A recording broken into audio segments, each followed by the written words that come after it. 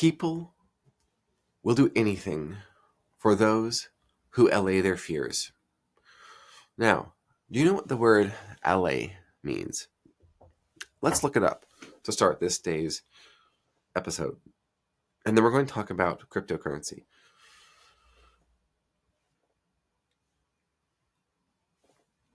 What does allay mean?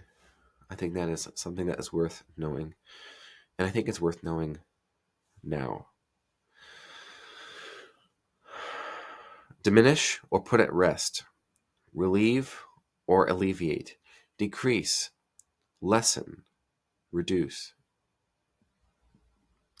It comes from the Old English, which means to lay down or lay aside. That makes sense when you think about it. Now, why is allaying fears, laying down fears and laying them aside? Now, notice it's not destroying those fears. It's not eliminating those fears. It's not obliterating. It's not anything like that. It's reducing, diminishing, decreasing, laying aside. What's going on here? Well, I think of the account, both on Substack and on X, called BowTiedBull, formerly Wall Street Playboys, but now they have focused on building this sort of bow-tied animal community of bow-tied fawn, bow-tied gator, bow-tied jaguar, bow-tied this, bow-tied that. And the anonymous community is focused on Wi-Fi money, building an online business, separate and independent from a corporate job, so you can build real wealth in an age of inflation, and also cryptocurrency, so that you can enjoy number go up. Now, one of the things that they regularly talk about is quote unquote max pain. What is max psychological pain? Well, it's when people see that they missed a big bull run. It's probably too late now. So what are they going to do about it? Max pain. When you understand what it is that you're afraid of and what you're going to be afraid of, you can speak to it. This is what I believe is meant by laying aside fears, laying down, laying aside. You don't have to hold on to them, but you're not entirely eliminating them either. What most people are afraid of is they're afraid of regretting something, generally speaking. You've heard of the regrets of the dying? This is close to it. People are afraid of having lived with regret. Now, here's what's interesting. There are things that people fear doing for whatever reason. But the even bigger fear is one that cannot be allayed. And that is the fear of regretting not doing the thing that at the time you were afraid of doing. Isn't it interesting how fear works? There's no greater fear than regret. And what you'll regret doing is those things that you were afraid of. Powerful. Powerful. Now, BowTiedBull speaks directly to this. And one of their recommendations, that's not financial advice, we'll be clear on that. They recommend considering the psychology of selling half of your thing when you're up double. Selling half of your thing when it's doubled. Some say when it's up 50%, but the point here is you want to eliminate the psychology of risk from your decision making. Yeah, you might miss some of the upswing. If you bought Bitcoin in 2012 and when it doubled you sold half of it, you would probably be regretting that. But a lot of people cashed out in 2013, 2014, 2017, 2018. A lot of people cashed out. Max pain. Max pain. So when we think about what it is that we're going to regret, what your people are going to regret, you can speak to this. So you're not eliminating the fear. You are taking the fears that they have right now and laying them aside for fear of the real regret. that they're going to have when it's too late to do anything about this. I think of my authors, Dr. Philippa Vedi and Dr. Robert Lufkin, both of them physicians, and both of them having best-selling health, wellness, fitness, nutrition, diet, and wellness books. And what they often talk about is when you're at the end of your life and you are in poor health, there's nothing you can do at that point, or very little you can do at that point, to extend your life or increase the quality of your life, because those decisions have already been made and it's too late. So what do those authors do? They talk about that. They allay that fear by giving you action steps that you can take in order to allay your own fears.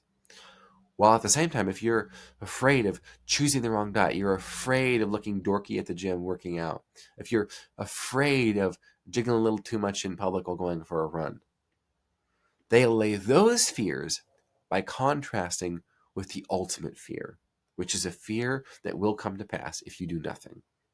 The fear of regret, which is your destiny unless you change. That's powerful stuff right there. And it's probably the same in your industry as well. We're talking about cryptocurrency and cash money, the Wi-Fi business, right? The people are afraid of starting a business, but there's no greater fear than the fear of regret not having started one. It's going to be a year from now. Do you want it to be a year from now and you have a year's worth of business tests, trials, strategies, triumphs? Or do you want it to be a year from now and you still haven't started yet? And you missed the beginning, the crest, the first wave of the biggest economic boom in American history, and you completely missed it. Max Payne. If you can speak to Max Payne, you can speak to Max Relief, and how your way is the way to avoid it. Well, let's think about what some of the most common fears are. Besides regret, people will often say, and I think it might even be true, that there are few greater fears than the fear of public speaking. Are you asking people to do any public speaking? Well, what is the regret associated with obeying your fear, following your fear, and failing to overcome that fear? Failing to allay that fear? Public speaking. Well, you're not going to be seen. You're not going to be heard. You're going to languish in obscurity now and forever. And it's too late. It will be too late to have done anything about it. Now, how afraid do you feel? So what you've done is you have empowered the person. Now, here's what's key about fear. The person has to allay it themselves. It's not taking the fear from someone. Remember what allay means: to lay down or lay aside. That is an action. A person is holding on to something. They themselves have to lay it down. They have to lay it aside. It's something that they do. You cannot do it for them. Because fear is something that is owned. It's deep. Fear-based persuasion is one of the most powerful persuasion techniques there is. Scott Adams likes to remind us of this. Kamala tried it, but the fear with her campaign about fear of this Project 2025 and fear of taking your rights away, it wasn't based on anything in reality.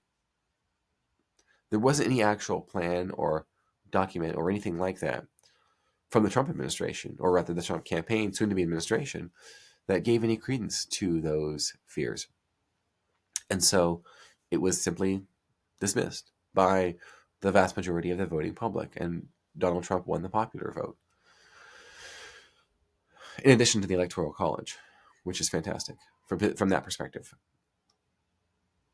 They were, of course, real fears associated with all of these actual passings of beautiful, innocent young women at the hands of illegal aliens. That's real. And a vote for Kamala meant your daughter could be next. Your wife could be next. Your mom could be next. And there's nothing you can do about it. And guess what? These Soros district attorneys aren't even locking these people up. They're letting them out so they can do it again and again and again and again. And the way to resolve this fear is to vote for Donald J. Trump. Because if you do, they're all going back. That is how you empower someone to allay their fears. Now, are illegal immigrants the only people to commit these crimes? Obviously not, no. But they shouldn't have been in the country in the first place. They shouldn't have the opportunity to do what they did in the first place. So you get rid of them in the future. It's not completely eliminating the fear of something bad happening to you at the hand of a criminal, but it's allowing the person to lay down or lay aside the fear it could happen to them at the hands of an illegal alien, just like it happened to this mother and this mother and this mother and this mother and this mother and this mother and this mother and this mother and this mother, right? They're all going back. That's how you help someone allay their fears. Powerful campaign slogan. Now, the irony is that message, they're all going back, was popularized by Jack Posobiec, a friend of mine, a co-author of books with me that have been endorsed by Trump and J.D. Vance themselves. And he popularized that expression.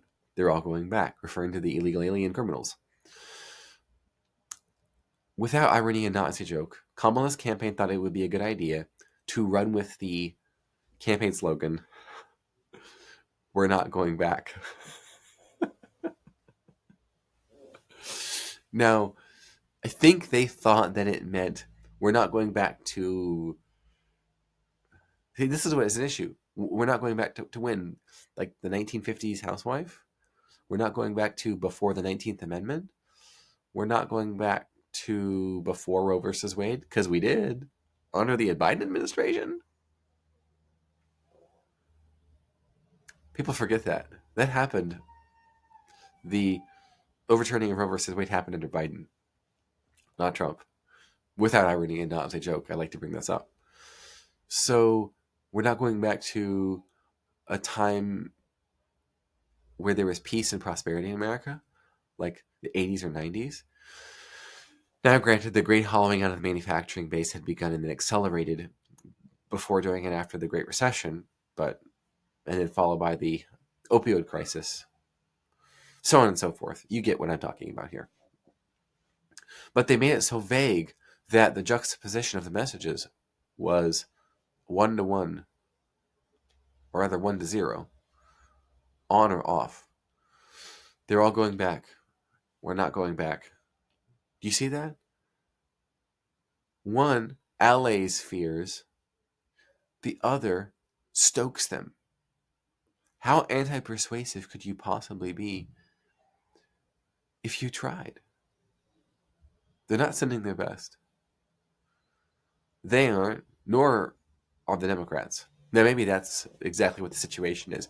Someone described Kamala's campaign as the female CEO technique to scapegoat someone that nobody likes as the ship crashes, burns, and sinks, and takes the unlikable female CEO with them. This is what was suggested. It's probably true, by the way.